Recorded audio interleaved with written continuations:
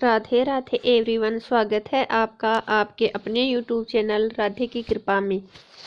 आज मैं आपको मेरे इस वीडियो में रामायण का एक बहुत ही सुंदर प्रसंग श्रवण करवाऊंगी, जिसको यदि आप ध्यान से सुनोगे तो शायद आपकी आंखों से आंसू भी आने लग जाए। आप वीडियो को एंड तक जरूर देखना। यह घटना राम जी के वनवास के बाद की है।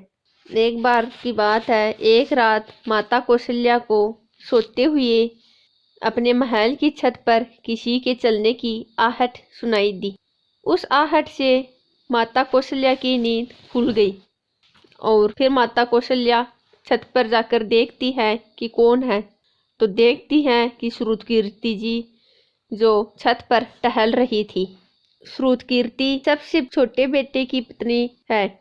जब श्रुतकीर्ति ने माता कौशल्या को देखा तो उनके पास गई और चरणों में प्रणाम करके खड़ी हो गई। माता कौशल्या ने श्रुतकीर्ति से पूछा, श्रुति, इतनी रात को तुम अकेली छत पर क्या कर रही हो बेटी? क्या नींद नहीं आ रही है? शत्रुघ्न कहाँ है? श्रुतकीर्ति की आंखें भर आई और वह माता कौशल्या की छाती से लिपट गई और माँ की गोद में सिमट गई और फिर कहने लगी, माँ, उन्हें तो देखे हुए 13 वर्ष हो गए। जब माता कौशल्या ने यह सुना तो उनका हृदय कांपकर झटपटा गया। तुरंत अपने सेवकों को आवाज लगाई और सेवक दौड़कर माता कौशल्या के पास आए। माता कौशल्या ने उन्हें एक पालकी तैयार करने को कहा। आधी रात ही पालकी तैयार हो गई। आज माता कौशल्या शत्रुघ्न जी की खोज करने के लिए चली थी। क्या आपको पता है शत्रुघ्न जी कहाँ मिले? आइए जानते हैं कि शत्रुघ्न जी कहाँ मिले। अयोध्या के जिस दरवाजे के बाहर भरत जी नंदीग्राम में तपस्वी होकर रहते थे, उसी दरवाजे के भीतर एक पत्थर की शिला है। उसी शिला पर अपनी बाह को तकिया बनाकर लेटे मिले थे। माता कौशल्या शत्रुघ्न जी के सिरहाने बैठ गई, बालों में हाथ फिराया। जब माता कौशल्या ने शत्रुघ्न जी के बालों में हाथ फिराया तो शत्रुघ्न जी ने आंखें खोली। आँख खुलते ही जैसे ही अपनी माँ को देखा तो माँ को देखते ही उठकर उनके चरणों में प्रणाम किया और बोले, माँ, आपने यहाँ आने का कष्ट क्यों किया? मुझे बुला लिया होता।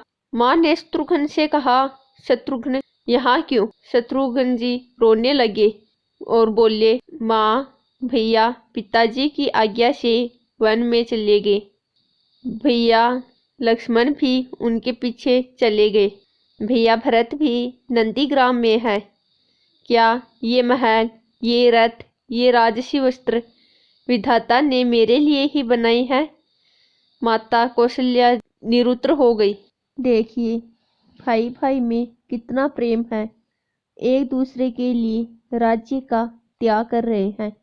कोई भी उस राज्य को स्वीकार नहीं कर रहे हैं। देखो, क्या है ये राम कथा? यह भोग नहीं, त्याग की कथा है।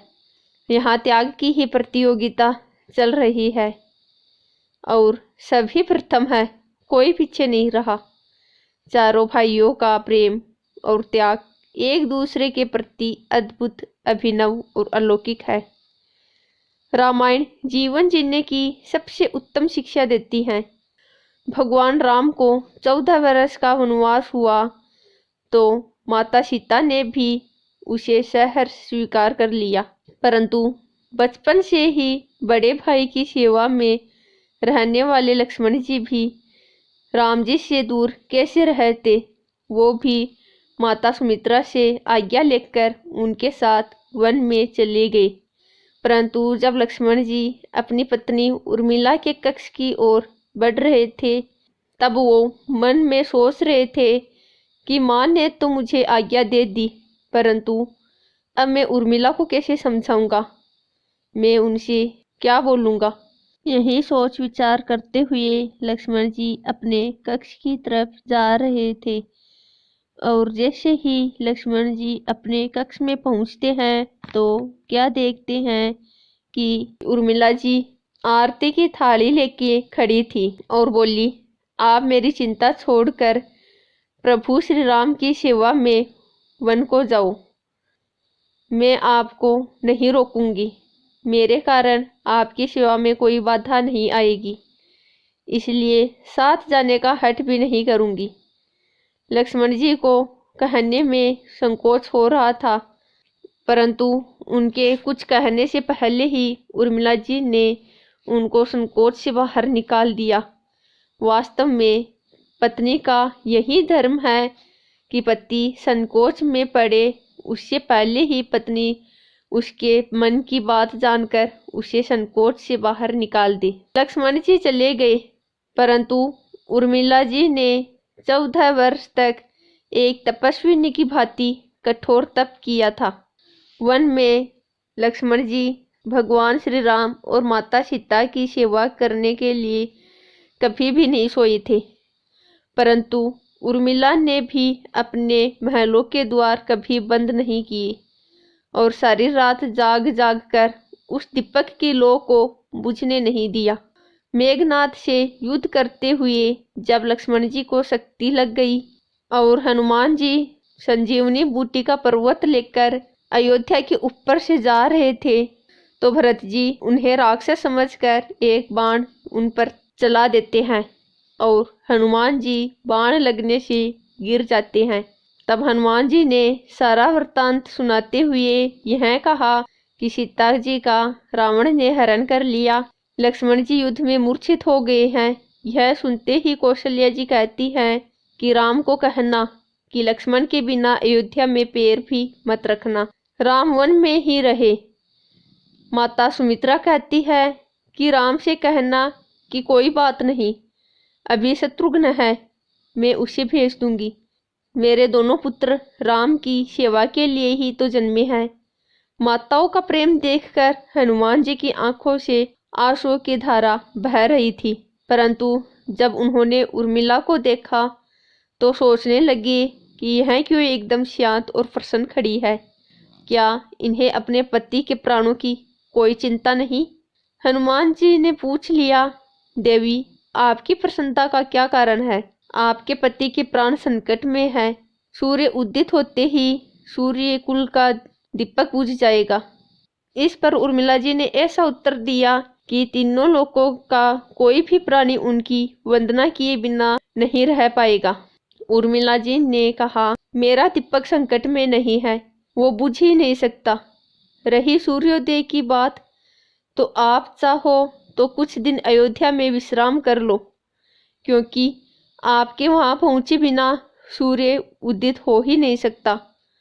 आपने कहा कि प्रभु श्री राम मेरे पति को अपनी गोद में लेकर बैठे हैं।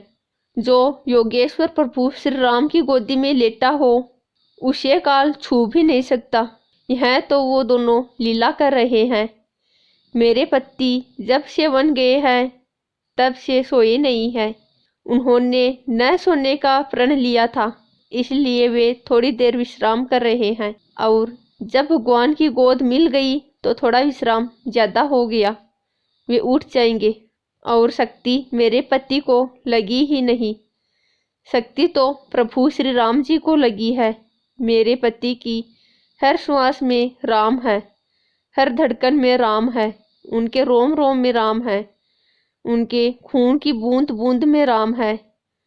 और जब उनके शरीर और आत्मा में ही सिर्फ राम है तो शक्ति राम जी को ही लगी, दर्द राम जी को ही हो रहा है। इसलिए हनुमान जी आप निश्चिंत होके जाइए, सूर्य उदित नहीं होगा। तो प्यारे भक्तों, आपको रामायण का यह वृत्तांत सुनकर कुछ सीखने को जरूर मिला होगा, और आपको यह वृत्तांत कैसा लगा आप मुझे कमेंट करके ज़रूर बताइए। यदि आपको मेरी वीडियो अच्छी लगी तो वीडियो को लाइक एंड शेयर ज़रूर करें तथा चैनल को सब्सक्राइब करें, ताकि मेरी आने वाली लेटेस्ट वीडियो सबसे पहले आप तक पहुंचे। और कमेंट बॉक्स में जय श्री राम ज़रूर लिखें।